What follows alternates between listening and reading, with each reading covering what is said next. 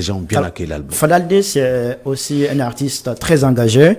Dans l'un des titres baptisé Le pays avance, vous saluez notamment les réalisations du président Alassane Ouattara en matière de voirie.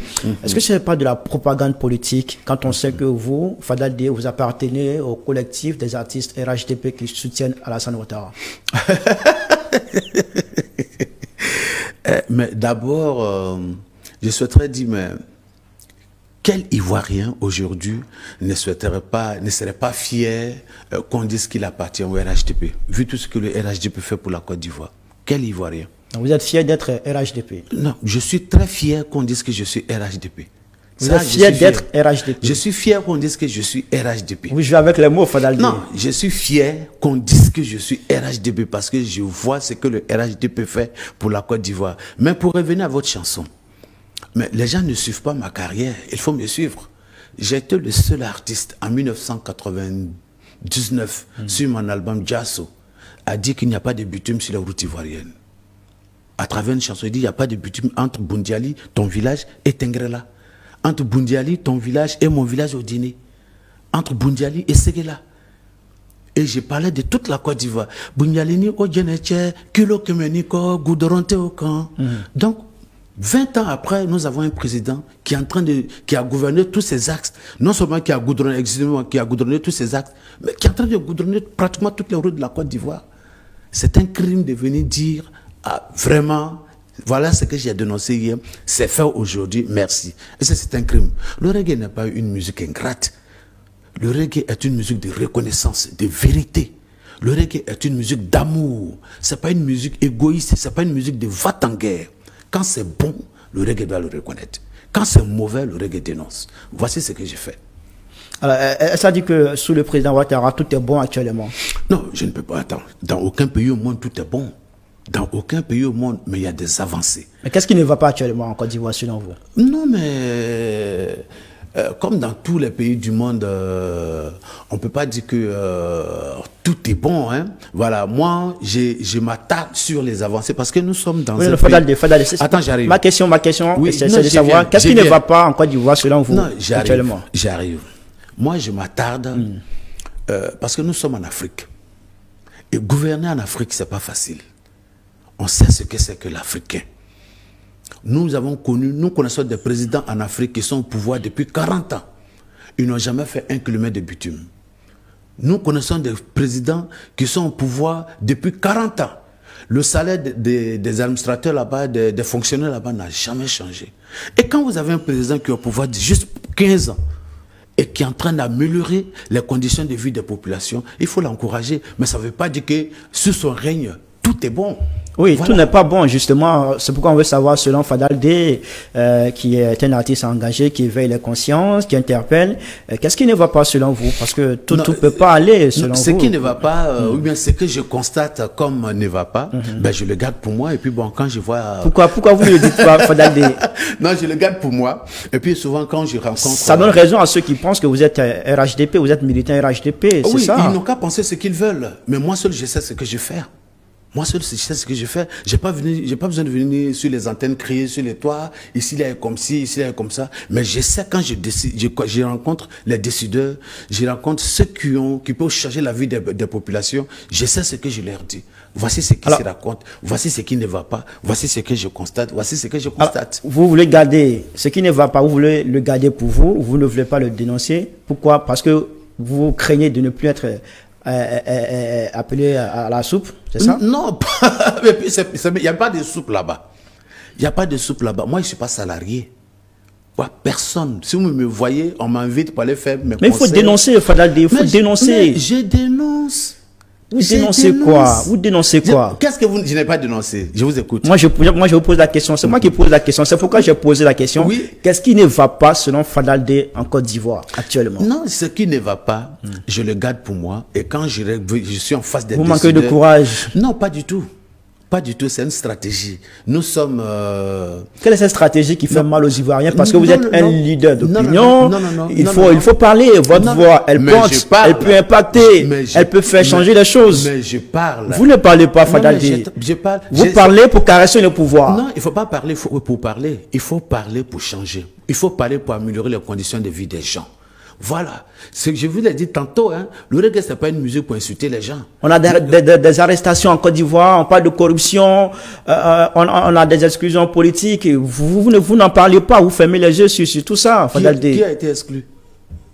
Fadaldé, vous êtes dans le pays, vous le savez. Je ne sais pas qui a été exclu. C'est qui a été exclu? Vous faites la fine bouche. Non, pas du tout. Qui a été comment on appelle, arrêté injustement? Moi, je ne vais pas suivre des gens pour suivre. Au fait, c'est ça mon problème. Voilà, le reggae, c'est pour défendre les populations, les vraies populations. Vous ne défendez pas les populations. Non, j'arrive. Le reggae, c'est pour défendre... Vous faites du mal aux populations parce que vous ne dénoncez pas ce qui ne va pas. Bon. Selon vous dites que tout ne va pas bien en Côte d'Ivoire, il y a des choses qui ne vont pas bien. Mais vous préférez les garder pour vous-même. Vous faites du mal aux populations, Fadaldé. Non. Je vais vous dire un exemple. Chose que je ne dis pas toujours. Mais la route Bundiali au dîner, quand j'ai chanté là-dessus, pour que ça tombe dans l'oreille des décideurs, mais paix à son âme, le premier ministre Gon Coulibaly, quand j'étais avec lui, à chaque fois qu'il me faisait l'honneur de me recevoir, mais je lui parlais à l'oreille, monsieur le premier ministre, la route Bundiali au dîner, ça commence quand? Nous, on ne le sait pas. Non, mais c'est ce que je vous dis. Et rien ne prouve que c'est la vérité aussi. Non, mais je ne suis pas venu vous mentir. Je ne vais pas venir ça vous reste mentir. À vérifier en mais tout cas. Le public de Koroko est mon témoin parce que souvent même je le faisais sur scène. Souvent quand je suis en face, je dis, monsieur le Premier ministre, vous avez dit que la route de Bundiali au dîner sera bitumée bientôt. Alors les travaux commencent quand le public, wow. À telle enseigne que le jour que, avant 1 ou 2 jours, une semaine avant le début des travaux, il m'a dit, Fadal, bientôt ta route là, ça sera bitumé. Les travaux commencent tel jour. Mais voici, c'est des choses que je fais souterrainement sans dire quoi que ce soit à quelqu'un. Ça, c'est mon rôle. Voilà. Je sais pas, il n'est pas question de venir dire forcément, prendre ton micro pour dire, eh oui, ici là est mauvais, tu as dit comme si. Oui, mais Fadal, avant 2010, vous avez pris le micro, vous avez chanté, vous avez dénoncé publiquement ce qui n'allait pas dans le pays. Mais bien sûr. Et c'est ce qu'on attend de vous maintenant. Mais c'est ce que je fais toujours. Vous dites, vous le faites de façon souterraine. Nous ne sommes pas là pour le savoir. Ça reste à vérifier. On le prend avec des pincettes. Non, mais ne prenez pas ça avec des pincettes. Si, Fadaldé. Non, ne prenez pas ça parce que c'est tellement bien fait. Avant l'avènement de Ouattara, vous avez dénoncé. Oui, mais on a tous entendu. Ouattara, il écoute. Vous étiez virulent envers le pouvoir. Quel pouvoir? Le pouvoir de Laurent Gbagbo. Oui, j'ai dit quoi? Fadaldé, vous n'allez pas me poser des questions auxquelles vous avez déjà des réponses. Non, j'ai dit quoi? Il faut qu'on soit concret. Moi, je suis concret. Je suis dans ce que je suis cohérent dans ce que je fais. Je ne vais ni à gauche ni à droite. Je fonce tout droit. Quand je dénonce quelque chose, la chanson Mea Culpa dont vous parliez tantôt, que les gens appellent Oufou voleur. Mais je l'ai dit, sous Gbagbo. J'ai dit, bon, quand on était petit, vous avez crié Oufou voleur, on vous a tous suivi. Mais malgré que vous êtes au pouvoir, ça va faire 10 ans bientôt. Alors, il n'y a que les 3 chutes que vous pouvez construire qui sont là. Vous avez dénoncé l'inaction du pouvoir précédent. C'est pourquoi j'ai dit que vous avez été virulent envers le pouvoir précédent. Aujourd'hui. Mais cette véhémence a disparu complètement à votre niveau. Attends, j'arrive. Aujourd'hui, quand on dénonce qu'il y a que 3 chutes sur Gbagbo, les 3 chutes du feu Boigny, et qu'aujourd'hui, on a combien de chutes? On a combien d'hôpitaux généraux? On a combien d'universités? On a combien de routes bitumées? Qu'est-ce qu'on fait? On dit, monsieur, le travail que vous faites pour la population, pour améliorer les conditions de vie des populations, c'est très bien. On vous encourage. C'est ce que j'ai fait. Est-ce qu'on n'est pas en face d'un fanatique du président Ouattara? Mais pourquoi ne pas être fan de quelqu'un qui bosse pour la... Parce qu'au fait, en Côte d'Ivoire... Fadaldé, est-ce que vous pouvez le dire clairement aux gens que vous êtes... Attends, je vais te dire... RHDP, vous êtes un pro à Alassane Ouattara. Est-ce que vous pouvez le dire? Attends, je vais te parler. Voilà. Gouverner en Afrique, ça se bat pour améliorer les conditions de vie des populations. Alors, n'importe quel président qui le fait, moi je le suis. Si Gbagbo Laurent, c'est que le président Ouattara a fait aujourd'hui, si M. Gbagbo l'avait fait, on l'aurait suivi. Si M. Bédié l'avait fait, paix à son âme, on l'aurait suivi. C'est pas parce qu'il s'appelle Alassane Ouattara, pas forcément. Le monsieur, il travaille, il faut le reconnaître. Est-ce que vous pensez que vous êtes crédible aujourd'hui? vous, Fadaldi, c'est-à-dire, quand vous chantiez, c'est-à-dire, est-ce que vous avez une coloration politique? On le sait tous, vous êtes du RHDP, et ça, même si vous essayez de masquer cela, je ne sais pas pourquoi. C'est une réalité, parce que vous faites partie du collectif des artistes RHDP. On ne peut ne pas être RHDP sans faire partie de ce collectif. Est-ce que vous êtes crédible aujourd'hui? Je suis désolé, mais donnez-moi le nom du collectif des artistes RHDP. Le collectif est présidé par Noël Douré, vous le savez, Fadaldi. Je ne fais pas partie de ce collectif. Ah bon? Je ne sais même pas que ça existe. Ah bon? Je ne sais pas que ça existe, je l'apprends avec vous. Honnêtement, devant Dieu, devant les hommes. Ça, je peux pas enlever mes lunettes pour vous regarder. Je viens d'apprendre qu'il y a un collectif d'artistes RHDP. On a reçu ici Noël Douré, qui est le président de ce collectif. Quand je lui ai demandé qui sont les artistes de renommée qui font partie de ce collectif, il vous a cité, il a cité Fadaldi. Non, je vous jure. Et il a même dit dans l'émission. Non, je vous jure, monsieur Ibrahim Momo, que le collectif, je ne connais pas son existence. Je mène ma carrière tranquillement. Je ne milite dans aucune collection. Au contraire, je suis président de l'UPACI, l'Union pour le progrès des artistes de Côte d'Ivoire. Je suis un président, élu démocratiquement. Je ne milite pas dans un collectif. Et je ne sais même pas qu'il y a un collectif qui existe. On vous voit chanter aussi dans les activités politiques du RHDP. Oui, mais bien sûr, ça, on m'appelle pour me faire mon travail. Mais vous n'avez jamais chanté dans les activités des partis de l'opposition? Mais si. Quelle activité? Si. De quel parti? Si. Je vais vous dire, votre émission est très intéressante. Vous savez, avant que le FPI n'arrive au pouvoir, ça c'est une vérité que je vais dire, que tout le monde regarde aujourd'hui. Serge Kassi est mon témoin. J'ai joué dans tous les meetings du FPI. On jouait mes chansons dans tous les meetings du FPI. Je me rappelle, comment on appelle, au Centre culturel français, quand j'ai chanté Gouvernant Chauve-souris devant Gbagbo. Nelson Mandela a battu de Klerk en Afrique du Sud. Est-ce que de Klerk est mort? Gbagbo lui-même dit non. Et je me rappelle, paix à son âme, Paul Decuy m'a dit une fois, vous qui chantez dans nos meetings, vous dont on utilise vos chansons, quand on sera au pouvoir, c'est vous qui serez nos artistes. Mais durant tous les règnes, jamais on m'a appelé. Même une seconde de prestation. Jamais. Je ne dis pas que c'est la faute à Gbagbo, hein, mais je dis ce qui s'est passé. Est-ce que vous comprenez? Voici ce que j'ai vécu. Voilà un pouvoir qui arrive, qui dit, bon, le monsieur là, quand on fait une cérémonie, on l'appelle pour venir chanter. Vous voulez que je crache sur ça? J'ai nourri ma famille avec quoi? Je paye ma maison avec quoi? Je mets mes enfants à l'école avec quoi? Sous prétexte que c'est un meeting RHDP dont il ne faut pas partir. Si c'est ça, il ne faut pas écouter ma musique. Je vais aller bien. D'accord. Vous allez partir. Donc, ce que je comprends, c'est que vous n'avez jamais chanté à une activité de l'opposition depuis que vous êtes... L'opposition ne m'a jamais appelé. Depuis que le président Alassane Ouattara au pouvoir. Oui, aucune opposition n'a... Mon manager est là, elle est là. Si l'opposition vous appelle, vous allez partir? J'ai fait mon travail. D'accord. On m'appelle, on me paye mon cachet. D'accord. Voilà. C'est comme vous. Après la télévision ici, quelqu'un il y a un mariage, je vous dis, bah, monsieur Koné, venez, vous coûtez combien pour animer le mariage? Est-ce que vous n'allez pas partir? Est-ce que vous n'allez pas partir? Mais c'est ça. Alors, que va devenir la carrière de Fadaldi si le RHDP n'est plus au pouvoir, après le régime Non, RHDP? mais ma carrière ne tient pas au régime du RHDP. Pas du tout. J'ai commencé à chanter longtemps avant l'avènement du RHDP au pouvoir. Hein? Voilà. Et je continuerai de chanter si jamais le RHDP n'est pas là. Mon problème, c'est pas ça. D'accord. Voilà. C'est peut-être dit qu'est-ce que Fadaldi a ambition de faire plus tard. Voilà. Sinon, voilà. Alors, la possible candidature d'Alassane Ouattara à un 4e mandat, bien que non encore officiel, vous le savez, est déjà contestée par l'opposition. Notre constitution prévoit 4 mandats. Je viens avec ma question. Pensez-vous qu'une telle candidature, est-ce qu'elle n'est pas problématique selon vous? Une candidature du président Ouattara en octobre 2025, est-ce qu'elle n'est pas problématique? Non, je pense que la question est mal posée. Parce que la constitution en Côte d'Ivoire ne prévoit pas 4 mandats. Pourtant, c'est ce que le président Ouattara s'apprête à faire. Non, la constitution prévoit 2 mandats. Alors, en 2010, ça fait combien? En 2010, ça fait 1. Oui.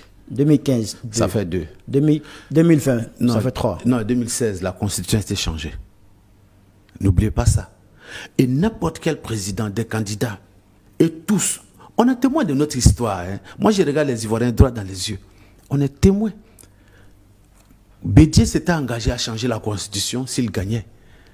Gbagbo s'était engagé à changer la constitution s'il gagnait. Le président Alassane s'était aussi engagé à changer la constitution s'il gagnait. Parce que l'ancienne constitution était problématique, a divisé le pays, a fait venir la guerre dans le pays. Les Ivoiriens se sont entretués. On a vu sans écouter nous les artistes. Parce que moi j'avais déjà chanté Conflit à l'Ouest depuis 1999. Plus ça, plus jamais ça. Bété Baoulé, conflit, plus ça, plus jamais ça. Mais ils nous ont pas écouté. Ils ont laissé pourrir puis le pays a été divisé. Donc la constitution qui était là était problématique. Tous les candidats s'étaient engagés pour le changer. Une fois que la constitution a changé, on est dans une nouvelle république. On n'a pas besoin d'aller à l'école pour ça.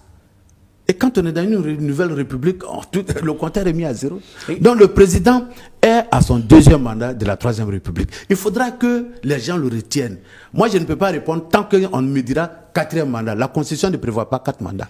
Alors, quand vous dites que la constitution ne prévoit pas 4 mandats, ça veut dire que vous maîtrisez la constitution. Alors, non, je sais que la constitution ne prévoit pas 4 mandats. 1.3. Quel est l'article de la constitution qui dit que quand on fait un référendum, on passe à une nouvelle république? Ah non. Ah non. Tout le monde sait que nous sommes passés à une nouvelle république. Tout le monde ne le sait pas parce qu'il y a d'autres qui pensent que Ouattara s'apprête à faire un 4e mandat. Non, mais à ceux-là, c'est vous qui devez les enseigner. Parce que vous ne devez pas recevoir les gens pour leur dire le président fait 4 mandats. Vous aussi, vous devez les enseigner. Il faut les enseigner. En disant la vérité aussi. Mais c'est la vérité. Il faut leur dire que nous, la Côte d'Ivoire a changé de code. Nous sommes en 3 constitutions. Oufou a fait une constitution. Gueye est venu à faire une 2e constitution. Cette constitution de et de ou, de tant a divisé les Ivoiriens jusqu'à il y a eu Palab. Le pays a été divisé. Aujourd'hui, Ouattara est venu. Il a changé la constitution. Pas pour lui, hein. Tous ceux qui sont dans l'opposition, là, à part Gbagbo qui était à la haie, eux tous ont voté oui pour cette constitution.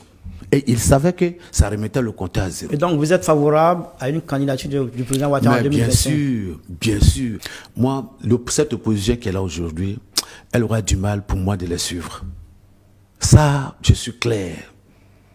Tout simplement parce qu'ils sont dans une politique exclusionniste. Et tant que c'est un conseil que je leur donne. Tant que vous mènerez une politique pour exclure certains Ivoiriens, pour identifier certains Ivoiriens comme étant des non-Ivoiriens, mais des Ivoiriens, des gens comme nous, on ne peut pas vous suivre. Vous ne pouvez pas faire une politique en... Moi, je regarde, à part Blé Goudé, qui est arrivé en Côte d'Ivoire et qui a demandé pardon par rapport à tout ce qu'il avait. Aucune personne de l'opposition n'a demandé pardon aux Ivoiriens, même aux parents de leurs propres des victimes de leur camp. Ça n'a pas été fait. Et des gens, ils continuent de mener une politique dans le but... Moi, j'ai écouté un monsieur de l'exclusion, de l'opposition, qui dit oui, quand vous prenez la liste électorale, vous n'avez que des Doumbia, des Traoré, des Koné, etc. Dites son nom. C'était un monsieur du PDC RDA. Oui, j'ai oublié son nom. Voilà, ça est sur les réseaux sociaux. Voilà, c'était un monsieur du PDC. Ça, au moins, je sais que c'est un homme. Mais il y a une dame même qui a dit que la mère de Bion est Touareg. Mais ça, il faut qu'on sorte de là. Est-ce que tu comprends? Mais quand vous dites à vos militants, quand vous prenez la liste électorale, il n'y a que les Koné, les Doumbia. Mais ces Doumbia là, c'est des Ivoiriens, oui ou non? Moi, mon village là, ça s'appelle Blamadougou à Odiné. Et mes ancêtres sont là depuis plus de 200, 300, 400 ans. Je suis Odineka. Ma mère est gourou des Zenoula. Je suis aussi de Maminigi. Si les Hébriens nous disent aujourd'hui quitter nos terres, moi je ne vais pas en Guinée. Mais aujourd'hui, non, j'ai fini. Je ne vais pas au Burkina. Je ne vais pas au Mali. Je vais à Odiné qui se trouve sur le territoire ivoirien. Alors donc je devrais dire à l'opposition, il est temps pour vous d'aller vers les populations du Nord, aller faire votre mea culpa, aller demander pardon. Vous ne pouvez pas vous asseoir à Abidjan, mener une politique, chercher à voir la machine, l'appareil de l'État, tout en continuant de considérer des Ivoiriens autochtones, authentiques, comme étant des étrangers dans leur propre pays. Ça ne peut pas marcher. Et tant qu'ils sont dans ça, moi je ne peux pas aller avec eux. Mais ça, je suis clair là-dessus. Mais vous, au RHDP, aujourd'hui, vous, trouvez que Tidjane Thiam n'est pas ivoirien? Bon, vous au RHDP, ok, je prends le moment. Dites-moi, quand moi je regarde de toutes les déclarations, montrez-moi un seul leader au RHDP qui a pris son micro qui dit Tidjane Thiam n'est pas ivoirien. Je vais vous citer le nom. Oui. Le ministre Seredo Célestin, oui. On l'a entendu à un meeting à l'ouest de la Côte d'Ivoire, qui a clairement dit que Tidjane Thiam a des origines sénégalaises. Ben voilà. Avoir des origines sénégalaises et il n'est pas ivoirien, c'est pas la même chose. Beaucoup de personnes ont des origines même françaises, mais qui sont ivoiriens. Mais c'est ce que aussi l'opposition dit. L'opposition dit, non. Vous avez des telle origines, des origines tant, et puis telle personne n'est pas ivoirienne. L'opposition ne vous dénie pas votre nationalité ivoirienne. Non. Juridiquement. C'est la même chose que vous faites avec Tidjane Thiam et d'autres cadres de l'opposition. Non, juridiquement, tout le monde sait que Tidjane Thiam est ivoirien. Juridiquement. Personne ne lui a dénié sa nationalité ivoirienne. Jamais je n'ai entendu ça dans la bouche vraiment d'un responsable, un leader charismatique du RHDP. Je n'ai jamais entendu ça. Qu'est-ce qu'il lui a reproché? Il a été élu président du PDCI en tant que Français. Il n'avait pas encore la nationalité, il n'avait pas encore renoncé à sa nationalité française.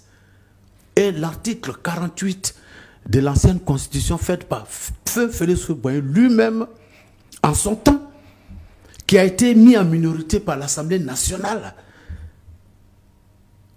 a dit qu'on ne voulait pas une double nationalité. Beaucoup ne le savent pas. Moi, je connais plein d'amis, il y en a qui j'étais là, non. Quand ils viennent là, ils prennent des BT, mais quand ils viennent en Côte d'Ivoire, ils prennent visa, parce qu'ils n'ont plus la nationalité ivoirienne, ils ont la nationalité française. Donc, c'est le seul problème. Donc moi je ne vois pas que personne n'a dit Tidjane Thiam il est ivoirien, hein? Personne n'a dit qu'il n'est pas ivoirien. Mais que pensez-vous du fait qu'il soit encore hors du pays jusqu'à présent?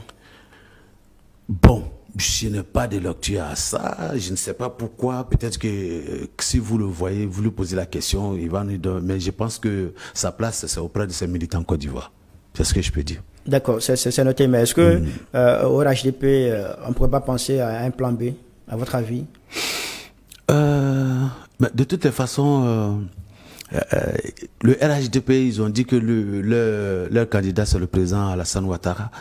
Voilà, tout le monde le sait. Le président n'a pas encore dit oui, il n'a pas encore dit non. Lorsqu'il va se prononcer, tout le monde sera situé. C'est ce que je peux dire. Alors, dans l'un de vos titres, vous dites ceci. Toi, parlant de Laurent Gbagbo, hein, toi, tu n'as jamais rien fait. Tu es blanc comme neige, mais celui qui marche laisse des traces. L'histoire est un témoignage qui repose sur des faits et les faits sont têtus. Qu'il jette la pierre à la pauvre dame, celui qui n'a jamais péché. Vous parlez de Laurent Gbagbo. Vous avez entendu le nom de Laurent Gbagbo de là? Non. Il n'y a pas le nom de Laurent Gbagbo, c'est de lui que vous parlez, c'est une question que je vous pose. Non, parce que quand vous avez commencé, vous avez dit, bon, parlant de Laurent Gbagbo, alors que nulle part le nom de Laurent Gbagbo. Vous parlez de qui alors? Non, moi j'ai fait un constat. J'ai fait un constat. Alors, chacun de nous dans la vie doit pouvoir reconnaître ses erreurs. Chacun dans la vie. Personne n'est parfait et personne n'est blanc comme neige. Il y a eu un moment dans notre vie en Côte d'Ivoire où avec effectivement le retour de Laurent Gbagbo au pays, par rapport à ce qu'on appelle aujourd'hui la démocratie, etc. Mais avec tout ce qui a suivi, nous avons vu ce qui s'est passé en Côte d'Ivoire. Mais quand tu as atteint 80 ans, tu es dans les 82 ans, peut-être que tu as 10, 15, 20 ans encore à faire. Je pense que la sagesse nous recommande de souvent reconnaître notre... C'est la suite de Mea Culpa, ma chanson Mea Culpa. La sagesse nous recommande de reconnaître notre tort quelque part. Et puis de demander pardon à la nation. Ça te regaillardit, ça te sort grandi. C'est la recommandation que j'ai faite dans cette chanson. Vous pensez que Laurent Gbagbo doit demander pardon? Non, honnêtement, papa de Laurent, je vous aime, je vous apprécie bien. Si vous regardez cette émission, je suis Fadaldi, artiste chanteur. Je vous demande de faire votre mea culpa par rapport à tout ce qui s'est passé en Côte d'Ivoire. Même les parents des victimes de votre propre camp ont besoin que vous demandiez pardon à la nation. Voilà. Quelle Côte d'Ivoire imaginez-vous sous le règne de Laurent Gbagbo, s'il revenait au pouvoir? Si Dieu permet qu'il revienne au pouvoir, je souhaite qu'il soit rassembleur. qu'il soit rassembleur, qu'il quitte dans les véhémences de vengeance. Parce que j'ai suivi un meeting du frère Blaise Lasme, comme on l'appelle, à Dabou, qui dit si on arrive au pouvoir, les RHDP là, on va les enlever à leur poste, ils n'ont qu'à s'apprêter et tous ils vont quitter leur boulot. Ben ça ne fait pas pour rassurer. Vous comprenez maintenant pourquoi les nordistes de la Côte d'Ivoire, certaines personnes sont bloquées derrière leurs leaders. Parce que dans leur tête, vous voulez mener une politique de vengeance. Et tant que c'est comme ça, les gens, vous ne rassurez personne. Il doit mener une politique pour rassurer les Ivoiriens. Tout ce qui se passe, un peu comme Blé Goudé, voilà, un peu comme Madame Gbagbo. J'ai suivi un des débats la dernière fois, je vais parler de Simone Gbagbo. Voilà, Madame Gbagbo, il y en a deux. Non, il y en a une aujourd'hui. Il y a une seule. Bon, ça c'est pour rire, ne me poursuivez pas. Voilà, un peu, je vois que Simone Gbagbo, vraiment, le temps est baissé. Elle parle paix, comme Blé Goudé qui parle paix, réconciliation, etc. Moi, je ne suis pas politicien. Moi, je ne fais pas de réponse politique. Je n'ai pas cette culture-là. Donc, tout ce que j'ai dit est vrai. Ça sort de moi. C'est comme un citoyen lambda que vous attrapez dans la rue, vous appelez pour venir lui poser des questions. Voilà. D'accord, c'est noté. Nous sommes à la fin de cet entretien, Fodaldé. En tout cas, c'est toujours avec beaucoup de plaisir qu'on vous reçoit sur un plateau télé. Merci. Vous avez évoqué tout à l'heure Charles Blé Goudé. Aujourd'hui, il n'est pas en de très bonnes relations avec Laurent Gbagbo. Qu'est-ce que vous en pensez? Bon. Dieu seul sait ce que les deux ont vécu, ce que les deux ont traversé. Mais moi, je vois ça comme une bataille de positionnement autour de Laurent Gbagbo. Peut-être que, j'ai dit peut-être, j'ai pas la science infuse, peut-être qu'il y en a qui sont autour de Gbagbo. Le fait que Blé et puis Gbagbo soient en attente, ça ne les arrange pas. Parce que Blé a une aura, hein. Blé, pas forcément il a son parti politique, mais il a toute cette jeunesse-là qu'il aime bien. Blé a un public. Imaginez un instant qu'il y ait la paix entre Blé Goudé, hein, Blé Goudé et le président Gbagbo. Et que le président Gbagbo appelle tout son camp pour dire, bon, cette histoire de candidature, tout ça, je laisse tomber, c'est Blé Goudé le candidat du PPAC. Imaginez ça un instant. Ça va faire boum. Et ça va effacer tous ceux qui sont autour du président Gbagbo. Donc il y a une guerre, je pense, hein, il y a une guerre autour de lui pour ne même pas que Blé Goudé puisse s'approcher de lui. Et cela est dommage. Voilà, je pense que Gbagbo pouvait réconcilier son camp, hein, met beaucoup d'eau dans son vin, laisser tomber beaucoup de choses. Il n'est pas rassembleur, Laurent Gbagbo? S'il arrive au pouvoir, il faut qu'il soit. Avec tout ce que nous voyons, Simone qui est parti. S'il arrive au pouvoir, mais actuellement, voilà. Il n'est pas rassembleur. Non, avec Simone qui est parti. Blé Goudé qui est parti, Mouadou Coulibaly qui est parti, Afinguessan qui est parti. On ne peut pas dire qu'il est rassembleur. C'est un leader problématique, Laurent Gbagbo. Bon, en tout cas, on ne peut pas dire qu'il est rassembleur. Ça saute à l'œil, c'est l'Ivoirien lambda qui parle. Qu'est-ce qu'il peut apporter à la Côte d'Ivoire encore, selon vous? Est-ce qu'il peut apporter quelque chose à la Côte d'Ivoire? Vous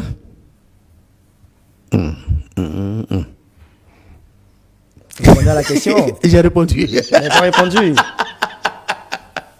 Non, ça dépend s'il devient rassembleur, s'il change de langage, s'il change de langage et qu'il tend la main à tous, qu'il sort de l'esprit de vengeance, de vouloir forcément se venger, bon, il peut toujours apporter quelque chose. Sinon, pour le moment, il ne peut rien apporter. Bon, pour le moment, je souhaite qu'il soit rassembleur, qu'il donne un signal fort en rassemblant tout le monde autour de lui. À partir de cet instant, ceux qui ne sont pas avec lui peuvent être ah oui, non, quand il est revenu là, il a appelé la fille, il a appelé Simone, il a rassemblé tout le monde. Non, il est dans une autre dynamique. D'accord. Voilà. C'est noté. Quel est le message que vous avez à lancer pour terminer? Ben, je souhaiterais vous dire merci de m'avoir invité à cette émission. Je me suis lâché. Voilà. Puis j'ai dit merci à tous les Ivoiriens. Ben, je souhaiterais dire que bon, si quelque part des propos ont blessé, je demande pardon. C'est pas dans le but de blesser, parce que nous sommes en année électorale. Voilà. Donc je souhaiterais que nous ayons vraiment la paix, que nous nous aimons davantage, que nous pardonnons. Nous sommes aujourd'hui dans une dynamique où on ne souhaiterait pas reculer. Voilà. Tout le monde envie la Côte d'Ivoire aujourd'hui, que ce soit le président Alassane ou celui qui va le succéder. Si jamais il n'est pas là, que c'est quelqu'un qui vient qui le succède, je souhaiterais que la personne reste dans la même dynamique de développement, d'entente, de paix, de réconciliation, d'amour des Ivoiriens pour les Ivoiriens. D'accord. Voilà. C'est bien noté. Merci. Fadal, on va terminer en chanson. Ben oui, laquelle Vous choisissez une chanson et puis vous terminez avec ça. Merci de nous avoir suivis. On vous laisse avec la voix de Fadal. À très bientôt. Le pays avance, avance, avance sur le bon chemin. Mon pays avance, avance, avance sur le bon chemin. Le chemin du développement. Conflit à l'ouest, conflit plus ça, plus jamais ça. Bété baoulé, conflit, conflit plus ça, plus jamais ça. On n'éteint pas le feu avec de la paille. Sinon tout risque de brûler. Si on ne peut pas arranger, alors ne gâtons plus. C'est mon l'amour et non la haine. La guerre civile a toujours un début, mais on ne connaît jamais la fin. Tu as tué mon père, je tuerai ton père, et ton fils vengera son père, et mon fils vengera son père. Voici ce que c'est que la guerre civile, de vengeance, vengeance, vengeance, conflit en Côte d'Ivoire, conflit plus ça, plus jamais ça. Je vous aime.